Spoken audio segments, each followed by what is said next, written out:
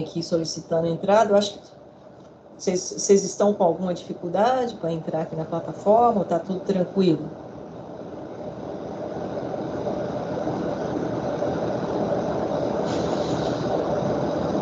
Tranquilo, pessoal? Bom, eu vou projetar aqui só para a gente confirmar se nós paramos aqui. Eu acredito que foi, que eu até deixei assim, a gente vai parar aqui e aí eu vou explicar para vocês a construção. Confere aí comigo se foi nisso aí, nós paramos. Consegue visualizar a tela, pessoal? Foi, professora, dá para ver, tranquilo. Tranquilo? Foi aqui, não foi? Que eu falei assim, eu vou ainda passar como construir, que essa parte que eu não fiz com vocês, foi? Foi sim. Foi, né? Então tá bom. Então eu vou... Só deixei aqui nessa tela para a gente recordar o que a gente ainda não tinha... Na verdade, isso aqui tudo a gente já tinha falado. E aqui eu vou construir, tá bom? Então, voltando aqui naquele raciocínio, né? Deixa eu só ver aqui, parece que tem alguém aqui solicitando entrada. Temos Bruno Gonçalves. Tá por aí? Não, né?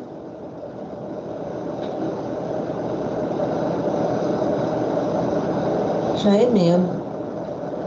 Pessoal, a partir do momento que vocês entram uma vez na sala, vocês já são membros. Então, vocês não têm necessidade de solicitar novamente a entrada, não, tá ok? Porque tem alguns alunos que estão solicitando pela segunda vez. Não tem. A partir do momento que você entrou uma vez, você sempre vai cair aqui já. Você é considerado um membro da sala, tá? Não é igual o Google Meets, né? Que tem que permitir a sua entrada toda vez, não. Tá? Ok? Bom, então, recordando, o que dizia o modelo, a proposta de Bohr com relação ao modelo atômico, pessoal? É um modelo em camadas, né? Não é, professora, mas o Rutherford também. Mas qual que era a diferença do modelo atômico proposto por Rutherford e por Bohr? Depois do que nós apresentamos o modelo atômico de Rutherford para vocês, depois apresentamos o de Bohr, não foi isso? Confere, Victor. Sim ou não? Pessoal, bom dia, bom dia. 7 horas, bom dia. Bom dia. Bom dia, Carlos. Luiz. Nós já comentamos os dois modelos anteriormente para vocês, não foi isso? Nós falamos da questão do postulado de Bohr, né?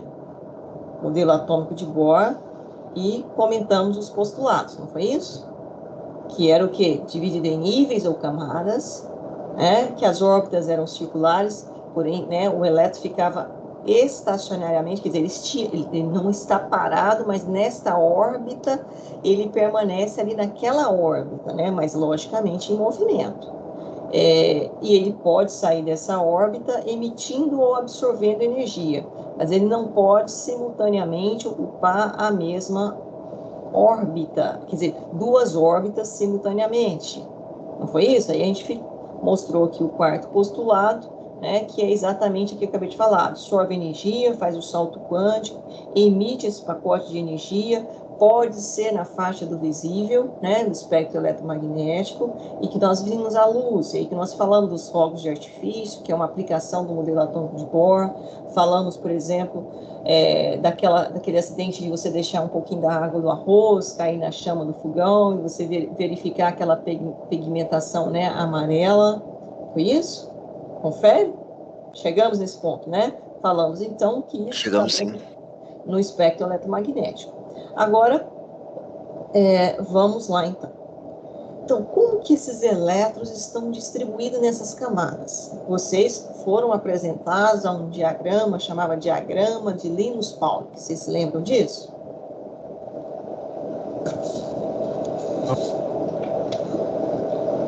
Que muita gente tinha dificuldade, inclusive, para poder... como é que fala? Construir, né? Tinha que decorar, não é assim? Do S1, é o P1, P2. Isso, né? Então, dizia da seguinte forma, que os elétrons estão distribuídos nas camadas e cada camada tem uma quantidade máxima de elétrons, está obedecendo ali a proposta de Bohr. Mas como que chegou nesse valor de elétrons por camada? Você acabou de falar, eu tenho a primeira camada, ó, vocês foram apresentados assim, eu vou construir aqui, deixa eu fazer aqui de branquinho que fica melhor. Minha caneta desconfigurou, estou com certa dificuldade com ela hoje, mas deixa eu ver se eu consigo tentar trabalhar. Estou achando que tem que trocar a ponta dela, mas mesmo assim parece que teve uma queda aqui, ela tem um probleminha. Mas vamos lá, a gente vai conseguir usar. Ó, um S, vocês aprenderam isso, não foi? Vou fazer o que vocês aprenderam e a gente vai chegar nessa construção. Um S, aí depois foi o quê? O que vocês se lembram? 2 S's, 2P, foi isso? Ó, 3S, 3P, 3D, 4S, 4P, 4D, 4F, 5S. Estou fazendo, se está certo ou está errado?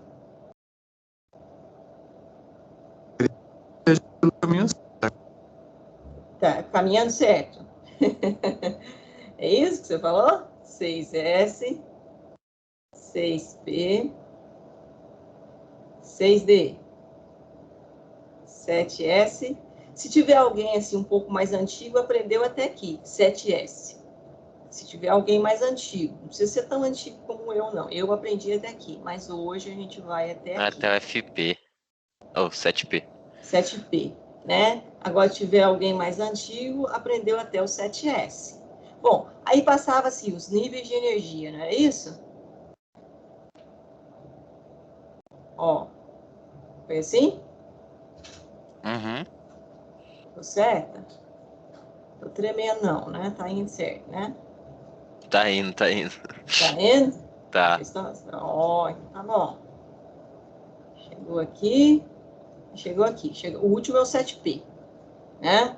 Aí o professor até colocava assim uma setinha, não era? Elas eram classificadas por letra também, né? Que era K, Isso. L, alguma coisa. E até o Q, né? Isso. Então, aqui, ó, eu tinha aqui, né, era chamado de camadas, né? Essa aqui, a primeira, né, chamava ela de camada, chamava não, chama K. A segunda camada, L. A terceira, M, né? A quarta, N. A quinta, O. A sexta, P. E a sétima, Q. Não foi assim? Bom, mas como chegou nisso? Um S, né? 2S, 2P. Bom, é aquelas camadas lá que o Bohr propôs, que nós teríamos na eletrosfera a primeira camada, a segunda, a terceira, a quarta, a segunda. Mas por que que na primeira camada só tem o S? Bom, primeiro vamos entender essas nomenclaturas, né? Deram-se, como você falou, as camadas, nomes para elas, como nós também temos um nome, né? Então, nomearam, e esse nome, logicamente, ele é padronizado. Então, em qualquer lugar, né, vai que se conhece modelos atômicos, se utiliza modelos atômicos, vai chamar assim, né, essa camada, essa primeira camada de K, L, M, N. Então, é uma nomenclatura, né? E essas letras S, P, D, F, o que seria isso? S, P, D e F. Vocês se lembram o que significa isso? Acho que tem mais gente pedindo aqui para entrar, deixa eu só... Quando vocês me respondem, eu vou lá.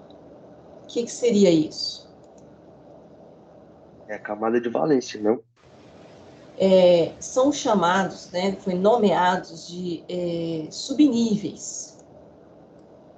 Então, é aquela ideia, vamos pensar na ideia macro para que a gente possa entender a ideia micro. Né? O elétron, pensa, deixa eu ver aqui, cadê o nosso, quem falou aqui, nós, o Carlos. Carlos, pensa que você é um elétron, certo? E que você mora num edifício de 7 andares. E, logicamente, você mora em um andar. Vamos supor que você mora no 4º andar. E você circula no 1º, no 2º, no 3º, no 4º, no 5º, no 6º, no 7º andar, né? Para depender das necessidades, em um andar, no outro, não é isso? Logicamente, para você sair do 3º para ir para o 4º andar, você tem que gastar mais energia ou liberar energia? Você subir a escada do 3º andar para o 4º andar? Gastar mais energia. Gastar. Então, você vai ter que absorver uma certa energia para fazer esse translado do 3º para o 4º andar, né? E, além disso, quando você chega no seu andar, você fica ali no corredor ou você vai de encontro lá, você abre a porta e entra no seu apartamento, né? E dentro do seu apartamento, a gente dividiu, a gente tem nomenclaturas, né? Quarto, sala, cozinha, banheiro, são nomeações, não foram? Então, o eletro, ele está dentro da camada, do andar dele. Pode ser no 1º, pode ser no 2º, pode ser no 3º, enfim. Mas ele não está solto lá no corredor. Ele está dentro dos compartimentos. Quarto, sala, cozinha, banheiro, né? E esses compartimentos faz com que o elétron fique numa condição mais segura. E se ele está numa condição mais segura, né, você está lá dentro da sua casa, você está numa condição mais segura. Então, quando você está mais em segurança, logicamente, você fica menos energizado e mais estável. Então, as divisões, né, das camadas é onde estão os elétrons. E foram chamados, né? Esse aqui, o 1, o 2, o 3, o 4, o 5, o 6, o 7, são chamados níveis, são os andares. Mas os compartimentos são chamados de subníveis, que é o S, o P, o D e o F. Agora, esses subníveis, né? Ele tem uma quantidade máxima de elétrons, e isso foi calculado. Isso não caiu assim do startar, né? Foi calculado matematicamente e, logicamente, com o apoio da física. Então, eu sempre falo, né, que a química sem a física e sem a matemática não é nada. Como também a física sem a matemática não é nada. Então, a matemática é tudo, né? Então, foi calculado. E eu vou apresentar uma equação para vocês, ela é bem simplesinha, mas para chegar nessa equação aqui teve que ter muita física quântica. Então, né, o Heisenberg chegou a essa equação aqui, ó, que ela diz o seguinte, eu vou até pôr ela aqui, que fica mais fácil. Ixi, minha caneta tá ruim mesmo. Só um minutinho, ver se ela vai escrever. 2 vezes n ao quadrado. O que é isso, professor? 2 vezes n ao quadrado. E isso vai nos dar uma informação da quantidade de elétrons que cada camada suporta. Matematicamente e logicamente, isso foi calculado pela energia suportável naquela camada. É igual o seu andar lá. Vamos supor que o primeiro andar tem um apartamento, suporta 5 pessoas. O segundo andar tem 4 apartamentos, suporta 20 pessoas e assim por diante. Se colocar mais gente lá, vai dar certo? Não vai ter problema com relação à ocupação de espaço. A mesma coisa aqui. Então, eu tenho aqui uma condição, né, necessária para que eu tenha uma menor energia ou uma maior estabilidade. E isso foi traduzido em uma equação matemática, que é essa equação aqui, né? 2 vezes n ao quadrado. Aí, professor, o que significa esse n? Esse n é o número da camada. Então, se eu estiver falando, né, na primeira camada, o valor do nosso n vai ser, logicamente, quanto? 1. Se eu estiver falando na segunda camada, o valor do nosso n vai ser 2. E se eu estiver falando na terceira camada? 3. Né? Se eu estiver falando na quarta camada? 4. Se eu estiver falando na quinta camada? 5.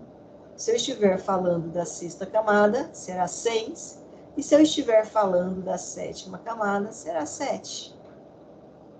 Então, eu vou substituir esse N pelo número da camada. Então, me ajudam aqui. Se eu colocar o número 1 aqui, 1 ao quadrado. 1 vezes 2, 2. Então, significa que a minha camada K, vou fazer até aqui, ó. Camada K, teria quantos elétrons? 2. 2 elétrons. Agora, vamos jogar aqui. A segunda camada, 2. 2 ao quadrado, 4. 4 vezes 2, 8. Então, significa que a minha camada L, que é a segunda camada, teria quantos elétrons? 8 elétrons. Vamos jogar o 3 aqui. Me ajuda, vocês que são bons de matemática. 3 ao quadrado? 9. 9 vezes 2? 18. 18. Então, significa que nossa terceira camada tem 18 elétrons. Agora, vamos jogar o 4 aqui. 4 ao quadrado? 16. Vezes 2? 32. 32 elétrons. Certo? Quinta camada, fazem lá para mim. Como é que vai ser? 5 ao quadrado?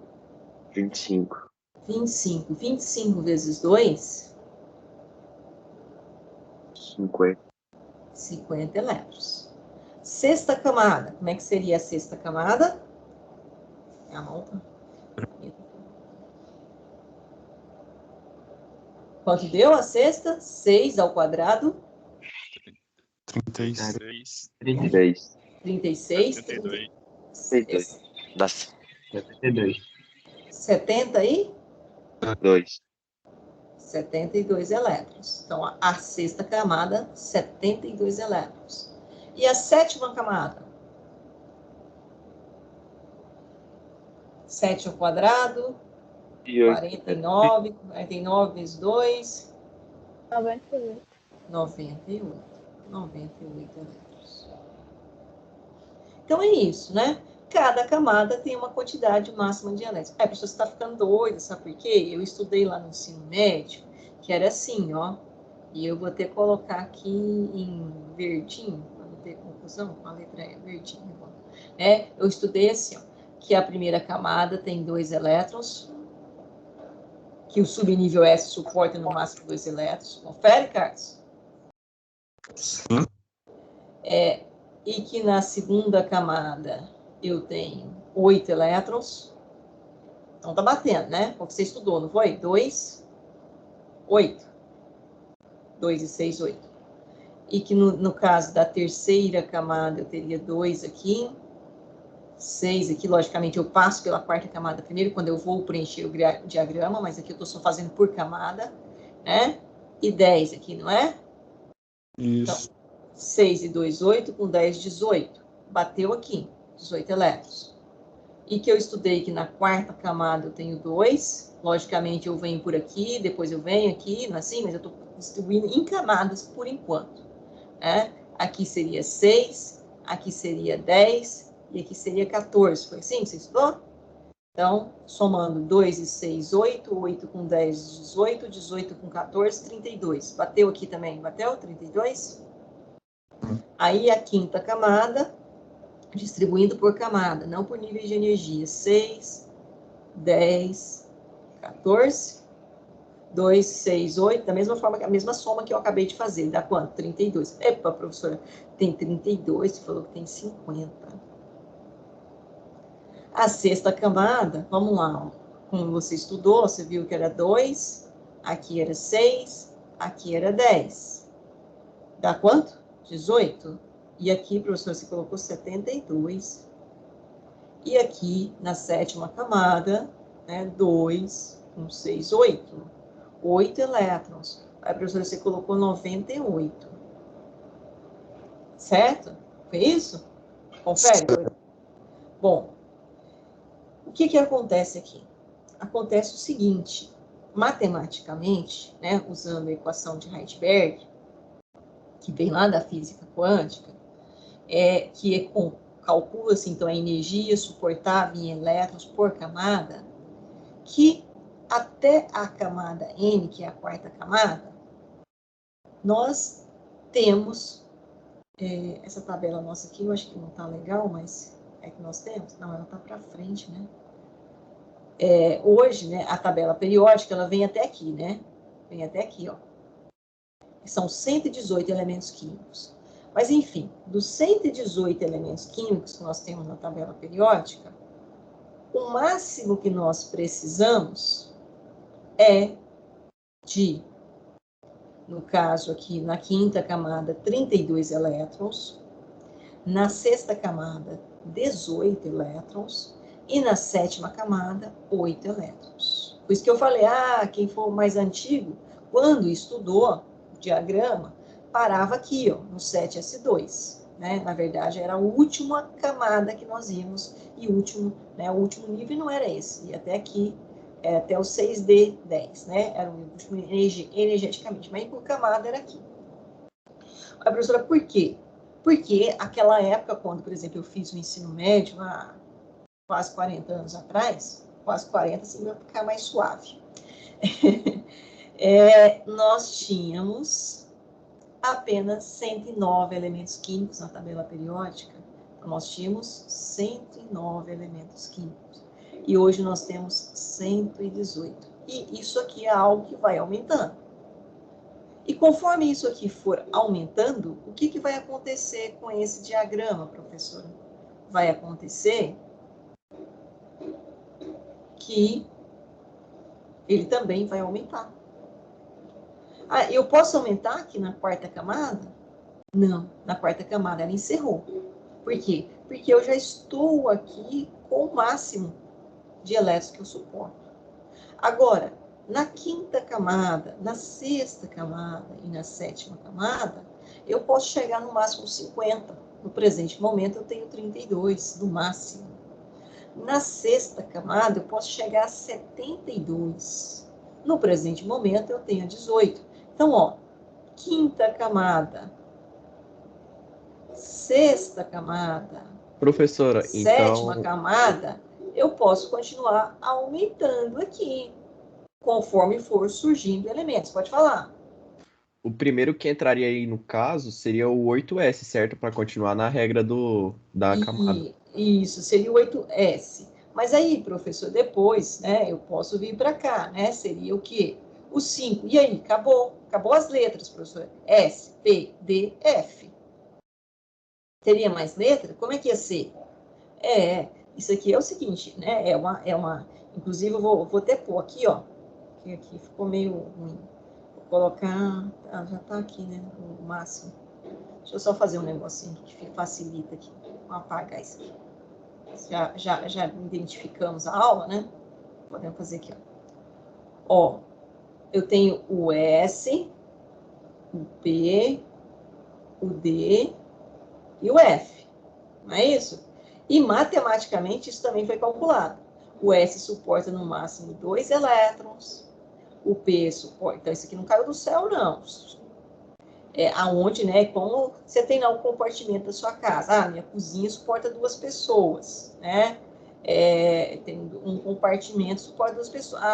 Já a minha sala tem 3, tem com mais compartimentos, vamos falar dos compartimentos agora, e tem um número maior de pessoas, e assim por diante. Então, isso também foi calculado, tá? O D, 10 elétrons, e o F, 14 elétrons.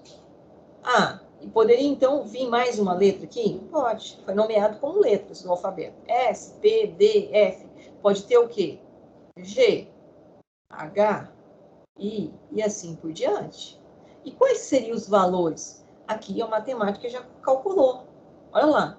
2 para 4 foi quanto? 2 para 6 foi quanto, pessoal? 4. É uma PA aqui, né? 6 para 10 foi quanto? 4. 10 para 14? 4. 4. Então, qual que seria o próximo aqui? 18. 18. Qual que seria o próximo aqui? 22. E qual que seria o próximo aqui? 26. E assim por diante. Já está definido. Então, é encontrar os elementos e ir completando essa distribuição dos elétrons nas camadas. Isso, né? E para chegar nisso aqui, na verdade, né? Teve muita física, muita matemática e, logicamente, o Linus Pauling juntou todas essas informações e construiu esse diagrama, tá? Então, é algo que, ó, vai aumentar, né? Tanto na horizontal quanto na vertical. E os elétrons estão desta forma distribuídos, obedecendo, né, essa questão energética. E nós utilizamos disso para entender um pouco mais essa transição dos elétrons e essa energia que cada elétron tem como característica, caracterizar. Pessoal, até aqui, há alguma dúvida? Compreenderam? Alguém quer perguntar alguma coisa? Tomás? Por enquanto, sim, professora. Tá? Vocês já tinham estudado desta forma ou vocês tinham sido apresentados simplesmente ao diagrama? Eu tinha sido apresentado só da forma que tinha, ou tipo 1S, 2S, 2P6. Assim, O que eu aprendi mais foi assim. sintética, né? É, Isso. mais Entendeu a fácil. construção do diagrama? Não, essa forma que eu apresentei, eu acho que é mais fácil, não é? É verdade. Depois que Eu eu vi essa aí, aprendi os dois erros. Você já conhecia, então, essa performance aqui. Sim. Muito bem. Então, assim, a partir disso aqui, então, nós vamos entender um pouco mais, né, a questão das camadas, onde estão os elétrons. Se não há dúvida, né, e aí nós mostramos aqui para vocês, só voltar aqui um pouquinho, né, que até aqui foi dito, então, que o elétron está nesse compartimento, né, nessa região. Só que essa região, ela é chamado subnível, né, que nós falamos S, P, D e F, ele tem, né, uma quantidade máxima de elétrons. Nós falamos, o subnível suporta 2 elétrons, P6, né, matematicamente isso foi calculado. Só que o elétron, ele tem um comportamento, né, quando nós falamos assim, partículas positivas, o que acontece entre elas? E partículas negativas, o que acontece entre elas? Positivo com positivo, há uma... Eles se repelem? Se repelem. Elétron com elétron também há uma repulsão. Porém, o elétron, eles podem ser distintos, apesar de terem, né, carga negativa. Eu posso ter elétron, né, que tenha... Deixa eu ver se está aqui, se não tiver, eu vou construir. Está aqui. Uma característica, né? Aqui, ó, que eu estava explicando, né? Já até cheguei aqui, né? Na verdade, os subníveis, e expliquei tudo lá. Onde foram dados por eles. E aqui é o que eu acabei de falar para vocês. Pode vir o G, o H, o I e assim por diante, né? E aqui também acabei de mostrar. Esqueci de colocar os slides, mas já mostrei. Com relação a essa progressão aí. E construímos o diagrama aí que nós acabamos de mostrar para vocês, né? Agora, esse elétron, ele está, né, nesse compartimento, onde, como um elétron com o outro elétron, pode ter uma atração. Aí, professor, mas como? Então, são duas partículas negativas, mas eles podem gerar campos diferentes. E, didaticamente, a gente fala horário e anti-horário, né? É uma questão mais didática. Deixa eu ver se está aqui. Ah, está aqui. Estava procurando onde eu coloquei. Né? Horário e anti-horário, né? E isso faz com que o elétron tenha, né, de fato, assim, uma atração entre eles. Quando eu tenho, né, essa oposição com relação ao campo. E como é que eu represento isso? Didaticamente, a gente coloca que o elétron está com spin para cima ou com spin para baixo. Então, é o sentido rotacional do elétron, né? Didático. Isso é didático, gente. E que eles, quando eles estão, né, com esse sentido rotacional diferenciado, ou seja, com esse campo diferente, eles podem coexistir em um pequeno espaço. E esse pequeno espaço onde eles podem coexistir, a gente chama, né, como eu falei lá do Carlos, vamos supor, o Carlos tem um local da casa dele, que ele é o elétron, né, que ele gosta de ficar mais, não é isso, Carlos? Você fica mais à vontade, mais tranquilo. Normalmente é o quê? Jovens, vocês gostam de ficar muito no quarto, né, jogando videogame, assim, Carlos? Sim, ou na sala. Então, né, é aquele espaço ali, que você fica mais tranquilo, menos energético. Então, esse compartimento, né, nós representamos ele assim por um quadradinho, por uma bolinha, isso é didático, isso não existe, né, lá na hidrosfera do átomo. E que pode ter 2 elétrons, mas com essa condição, né, com essa geração de campos opostos. Então, a gente fala que essa região é chamada orbital. O que seria o orbital? É a região de maior probabilidade de encontrar o elétron. E que os elétrons, né, eles sempre vão ficar, né, próximos um ao outro, mas desde que tenha essa condição, certo? Então, ó, né, tem algumas regras, na verdade, que não são regras, não gosto dessa palavra regras, né? Ela tem uma explicação lógica para isso, né? Mas de coerência, de estabilidade de energia, que diz que um átomo neutro, né, o número de elétrons é igual ao número de atômicos. Isso aqui eu discordo, inclusive. Isso aqui eu peguei no material, mas eu estou discordando. Porque um átomo neutro, ou seja, o que nós vimos com relação aos modelos atômicos? Seja ele Demócrito, né, lá antes de Cristo, Dalton, Thomson, né, Rutherford, Bohr, o átomo, qual que é a característica do átomo?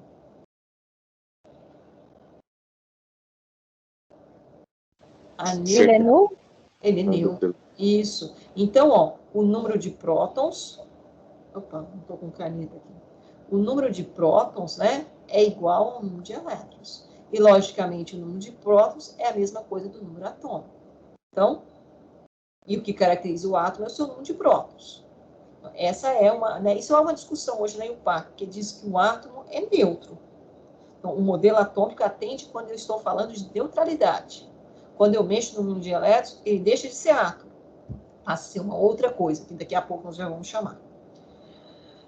Mas tem outras literaturas que diz que não, que vocês já ouviram esse termo, um íon, né? Um íon atômico. Não, ele é um íon, ele deixou de ser átomo.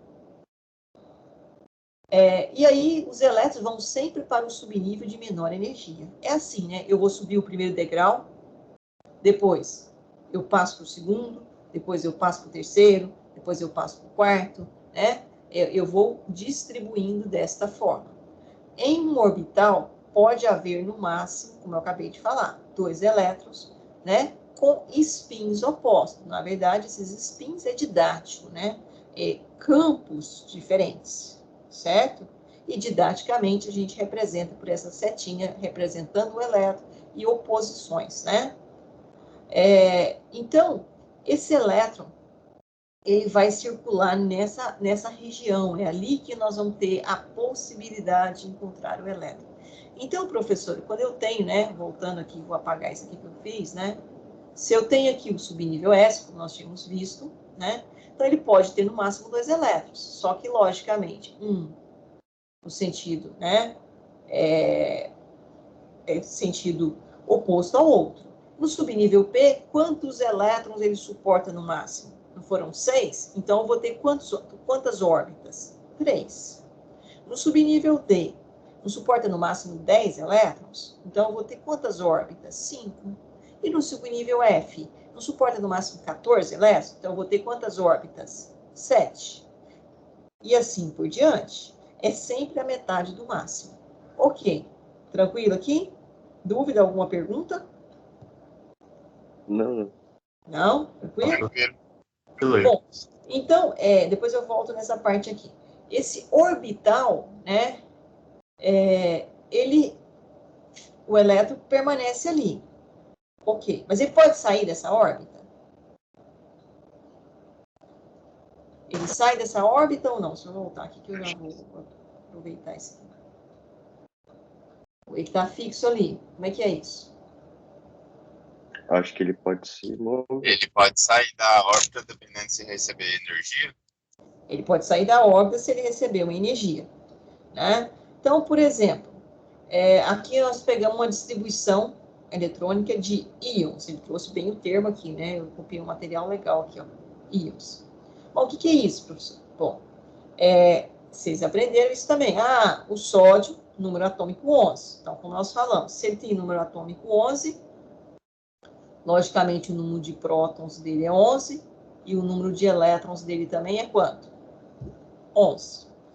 Então, os elétrons estão nas camadas. Então, eu vou distribuir os elétrons. Como é que eu faço para distribuir? Eu vou fazer essa distribuição aqui, mas eu sei que vocês são expertos nisso já, né? Um S, é assim?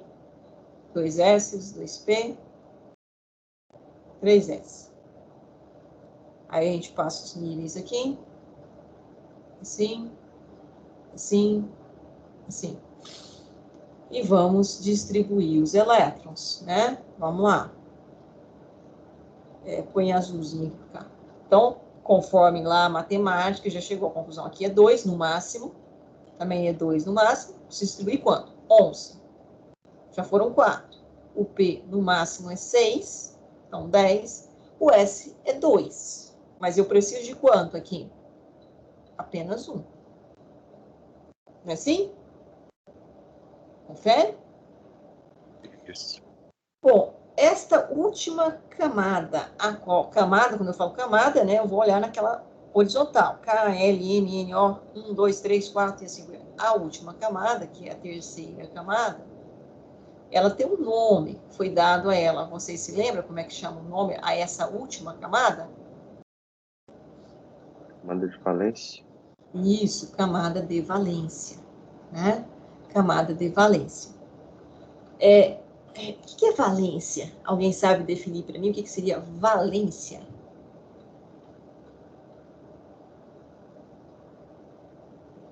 Não lembro.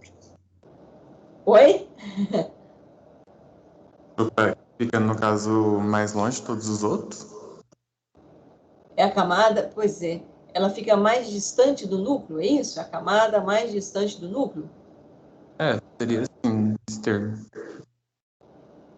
Certo. Alguém tem um outro conceito de camada de valência? O que seria valência?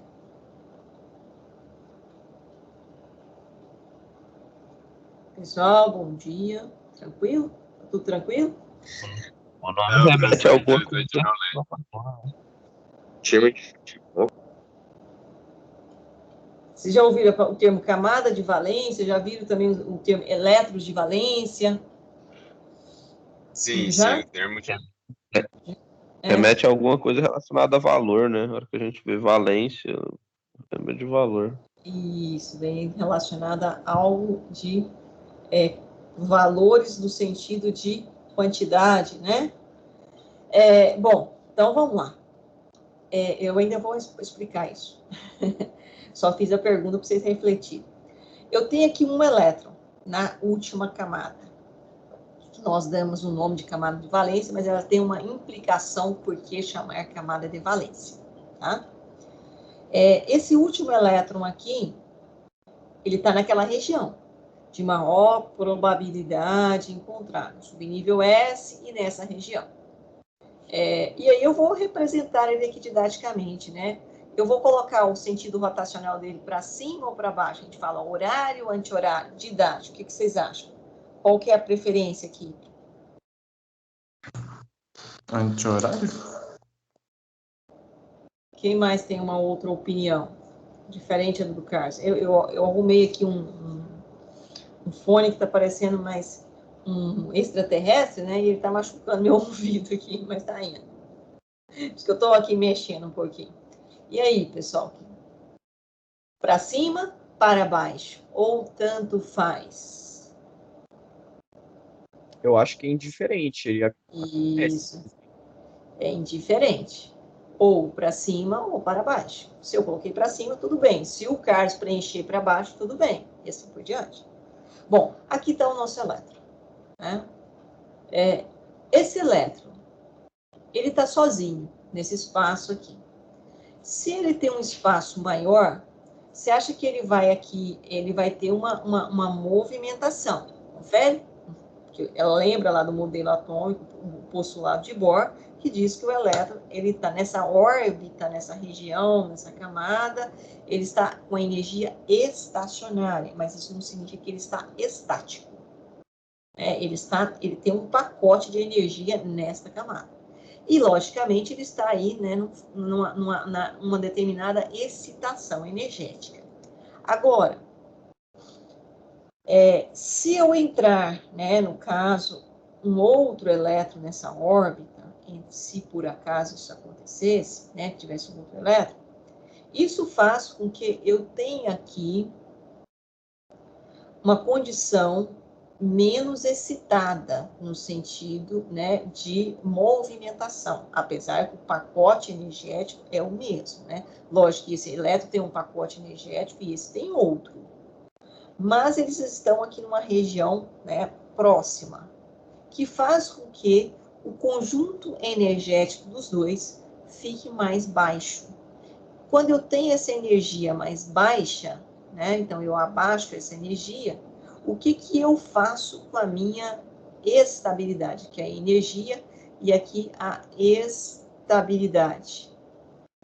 São com grandezas opostas, né? Se uma diminui a energia, a estabilidade, né, aumenta, e vice-versa. Então, essa é uma condição que faz com que o meu átomo daquele determinado elemento químico, né, adquira uma maior estabilidade. Estou falando que isso acontece aqui com o sódio, né? Vou até apagar, porque senão vocês vão falar, ixi, puxa, vai falar uma coisa aqui que eu nunca vi. Então, vocês aprenderam assim, ó, eu vou repetir o que vocês aprenderam, aí vocês vão falar para mim se foi isso mesmo, se eu estou equivocado ou não. Que todo átomo de todos os elementos químicos tendem a adquirir uma configuração eletrônica estável. E os elementos químicos que têm, deixa eu voltar aqui um pouquinho para eu mostrar, configuração estáveis, são os famosos, tá aqui? Tá. São os famosos gases nobres, que é esse grupo, essa coluna da tabela, 18ª coluna da tabela, que agora ela aumenta até aqui, que é o 118, que é o hélio, o neônio, o argônio e assim por diante, né? Plutônio, xenônio, radônio, aqui tem mais um aqui que eu ainda não consegui fixar, é um nome bem complexo, mas a gente vai mostrar daqui a pouco. Vou pegar uma tabela atualizada, isso aqui tá uma vergonha nessa tabela.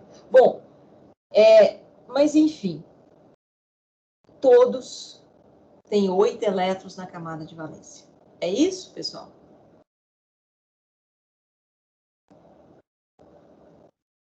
Isso. E aí vocês aprenderam que essa é a chamada regra do octeto. Lembra desse nome? Verdade, verdade. É verdade? Estou equivocado ou alguém aprendeu diferente aí? Pode falar, parece que alguém falou que não. Peraí, professor, explica de novo, eu não entendi direito, não. Peraí, eu acho que travou. Travou aí? Ah, tá. Então vou falar de novo. Vou até apagar aqui, ó. Tá me ouvindo, Victor? Tô. Tá. Você aprendeu assim lá no ensino médio, que todos os átomos de todos os elementos químicos da tabela periódica tendem a adquirir uma configuração mais estável. E essa configuração eletrônica, então, a configuração das camadas, ela é estável quando ela é semelhante à configuração do grupo zero da tabela periódica. Porque neônio, argônio, criptônio, xenônio, radônio e assim por diante, são estáveis. E eles são estáveis porque eles têm 8 elétrons na última camada, na camada de valência.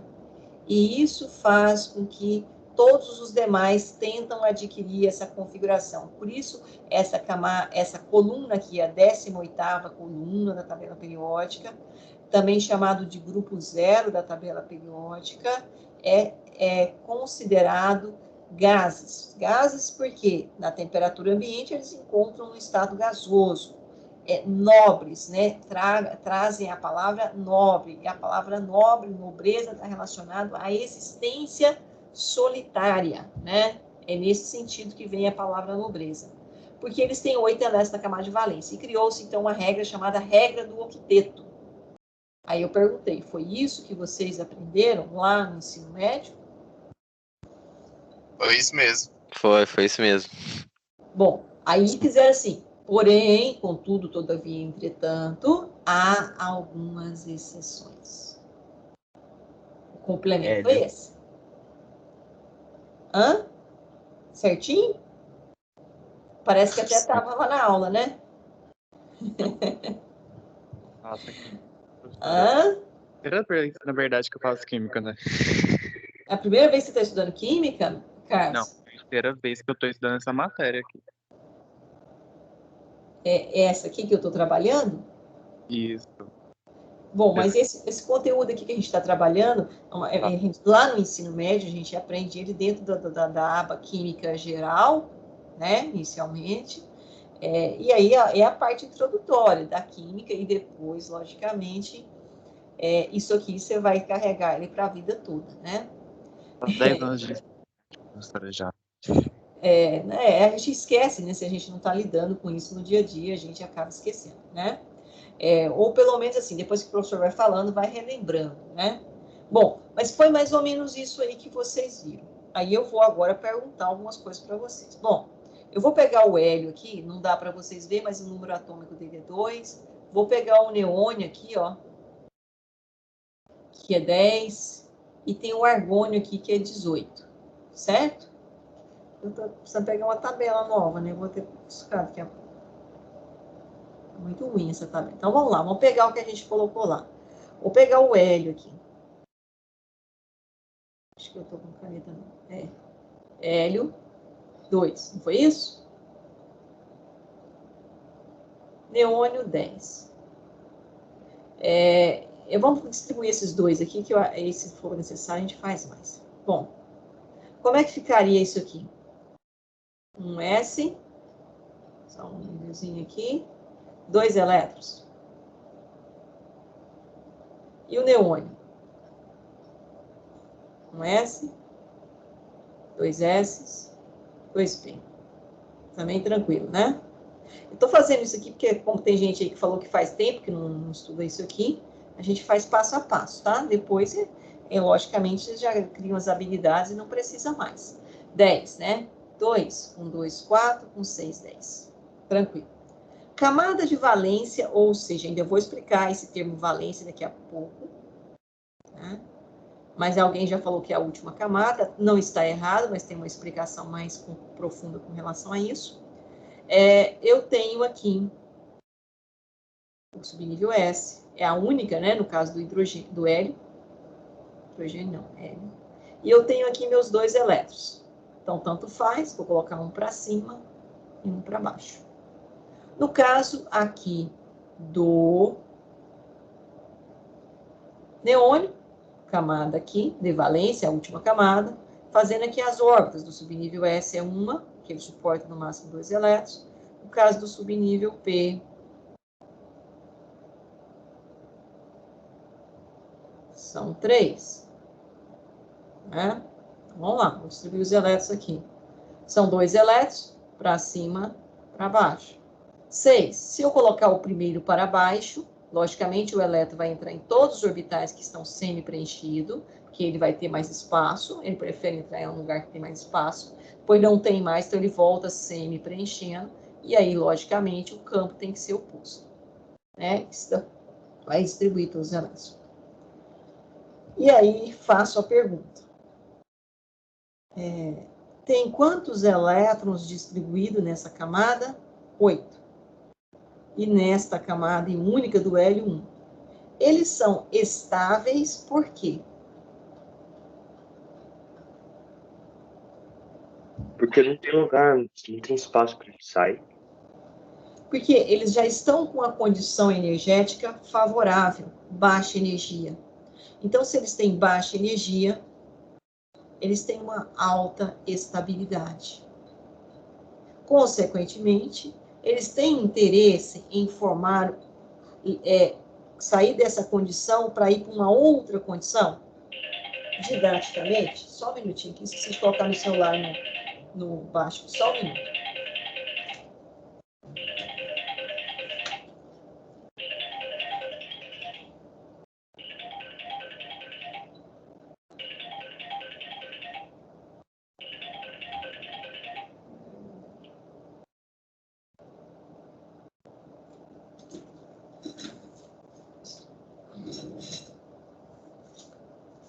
Desculpa aí, pessoal. Então, ó, tá nessa condição aqui, certo? Então, se você pegar lá naquela tabela, deixa eu pegar, ver se eu consigo pegar uma tabela aqui mais bonitinha para vocês. Essa tabela tá vergonhosa que eu estou utilizando aqui. Vamos ver aqui se a gente pega uma mais bonita. Inclusive mais visível, né? Que essa aí não tá visualizando. Às vezes é bom a gente ter uma tabela impressa, né? Normalmente vocês tinham lá no ensino médio, não tinham? Aí eu usava do livro. Tinha um livro lá que a gente tinha tabelinha. Né? A do livro que você usava ia até qual elemento? Aí eu não sei. Você não lembra mais, não? Não lembro. Mas essa aqui dá para poder mostrar ela aqui. Essa tá atual. Vamos ver se eu consigo ampliar ela, né?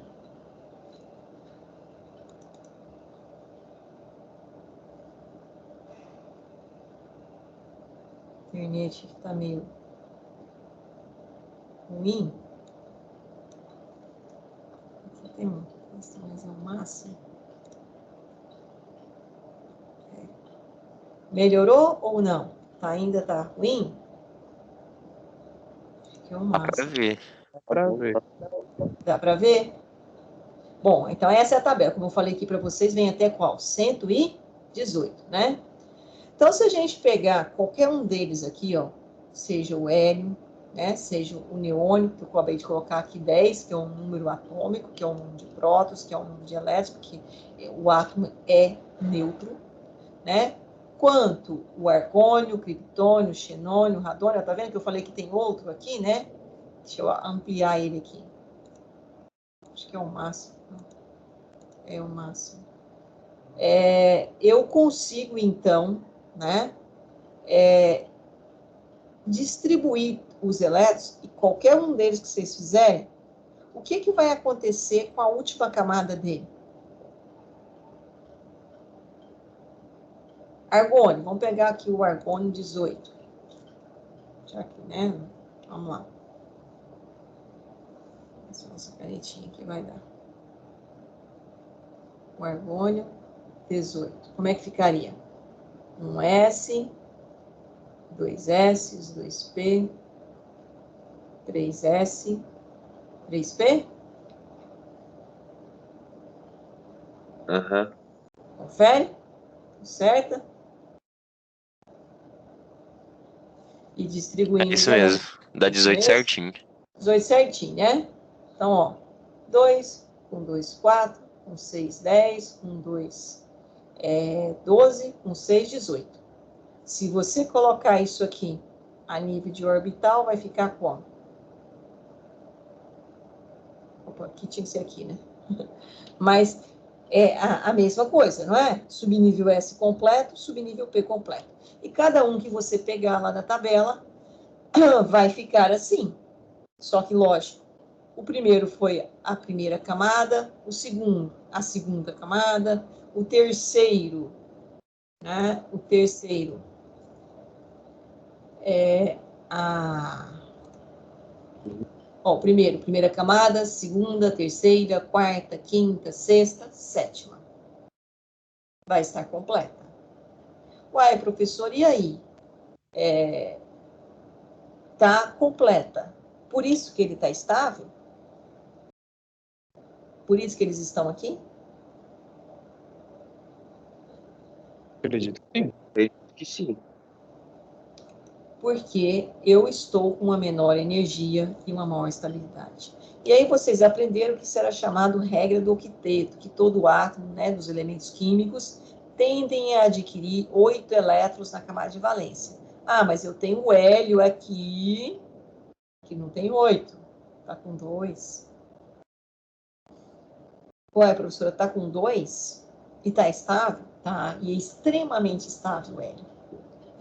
O gás hélio, eu tenho ele na forma monoatômica, ou seja, o átomo de hélio. Então, consequentemente, né, eu tenho aqui uma estabilidade por causa dessa condição da órbita, tá? Ou seja, ela está completa. Então, os átomos, eles vão buscar caminhos para adquirir uma estabilidade. E esse caminho para adquirir essa estabilidade é que nós chamamos de ligação química. Então, o átomo pode se ligar com outro átomo, no sentido de quê? De ter ali, né, uma condição de menor energia e maior estabilidade. E aí vocês estudaram que eu posso ter um íon positivo, chamado de cátion, não foi isso?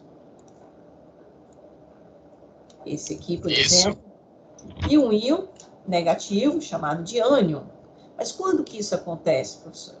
Quando há a necessidade de adquirir uma configuração eletrônica de menor energia.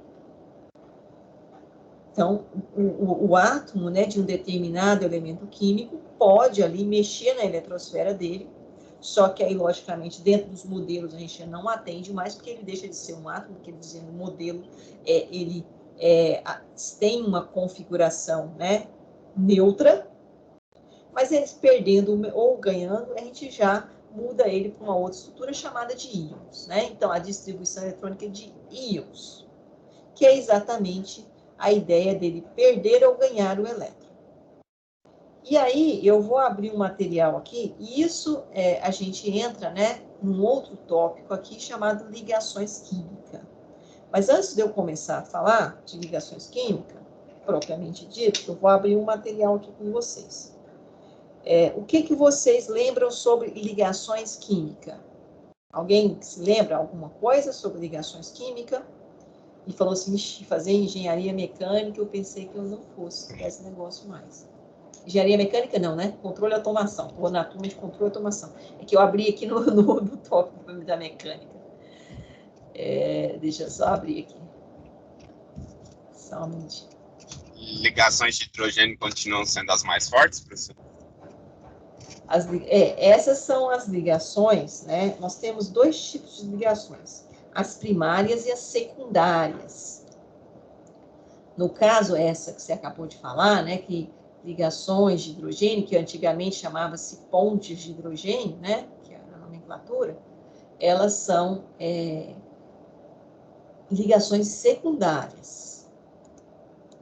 Primeiro, nós vamos estudar as primárias, certo? Depois nós vamos... Epa, estou ruim hoje no mouse. Tinha aquele esquema de metal e ametal também, né? Desligação. Isso, você estudou esquematizando, né? Uhum. Trazendo aqui para vocês verem aqui. Esse trabalho aqui, ligações químicas, logicamente aqui nós estamos falando das ligações químicas primárias, tá? Nós vamos estudar as ligações químicas primárias e as ligações químicas secundárias. Eu acredito que vocês tenham visto as ligações químicas primárias e com essa nomenclatura aqui, iônica, covalente e metálica. Esse artigo, ele é um artigo não muito recente, tá? Ele é um artigo, deixa eu só pegar aqui a origem dele, né? Ele é um artigo, um caderno temático, né, na Química Nova na escola, então é um artigo destinado, né, ao ensino médio, tá? E ele aí é de maio de 2001. Para mim, maio de 2001 foi esses dias, né? Para vocês, às vezes, vocês não tinham nem nascido, né? Mas, para mim, já era professora há muito tempo. Bom, mas vamos lá. O que acontece? Ele traz aqui uma abordagem um pouco mais, assim, elaborada. dentro daquilo que vocês estudaram, né? Que ele fala um pouquinho de alguns termos que talvez vocês não ouviram falar, né? Esse tom e TLV. O que seria isso, professora? Tom, né? Chama Teoria do Orbital Molecular. E o TLV, Teoria de Ligação de Valência. Ixi, apareceu aquele termo de novo, né? Que eu falei lá. Valência, a camada de valência. Eu vou explicar ainda. Foi isso que eu falei? Tá? Bom, então aqui, esse artigo está lá na plataforma Moodle, como ligações, né? Porque eu falei, conforme for necessário, eu ia falando as atividades assíncronas para vocês. Essa é uma atividade assíncrona. O que é a atividade assíncrona desse trabalho? Vocês vão ler este artigo, ele é curtinho, pequenininho, ó. Tem uma página, 2 páginas, né? 3, 4, 5, 6, pequenininho, né? 7, 8, 9, 10 páginas. Artiguinho de 10 páginas. E que, assim, acredito que a primeira leitura, ela vai ficar um pouco truncada. Ixi, professora, nunca ouvi falar disso, que negócio é esse, né? Mas faça a primeira, faça a segunda, faça a terceira, a quarta, para a próxima semana. Porque eu vou começar a falar de ligações químicas primárias. E aí eu gostaria que vocês tivessem lido essa parte aqui, para que a gente comece a discussão. Então, lá eu vou comentando e a gente vai vindo aqui, fazendo alguma abordagem para fazer uma melhor interpretação disso. Porque eu digo sempre, ligação química primária, e logicamente vai definir a ligação química secundária, ela é fundamental para a compreensão da matéria. Sem isso aqui, né, tudo está relacionado com essa questão, tá? Então, pessoal, essa é a atividade para a próxima aula. Vocês fazerem essa leitura aqui, algumas vezes. A primeira, já deixo claro que vocês não vão ter dificuldade. O normal é ter dificuldade, não precisa ficar estarrecido. Vai continuar aí que nós vamos começar essa temática na próxima aula. Há alguma dúvida do que nós trabalhamos hoje? Gostariam de perguntar? Alguma dificuldade? Nós estamos com 27 alunos, quer dizer, 27 pessoas, né? Comigo somos 27, hoje em sala. Alguém está com alguma dificuldade? Tranquilo, Carlos? Eu vou ler os materiais e isso aqui está lá na plataforma Moodle, como atividade assíncrona, né? Está lá, artigo frente a ligações químicas, tá? Para vocês fazerem essa leitura, então. Bom, se não há nenhuma dúvida, eu vou aqui baixar a nossa lista de presença. Para quem hoje assistiu a aula pela primeira vez, né? Então, assim, toda a aula nossa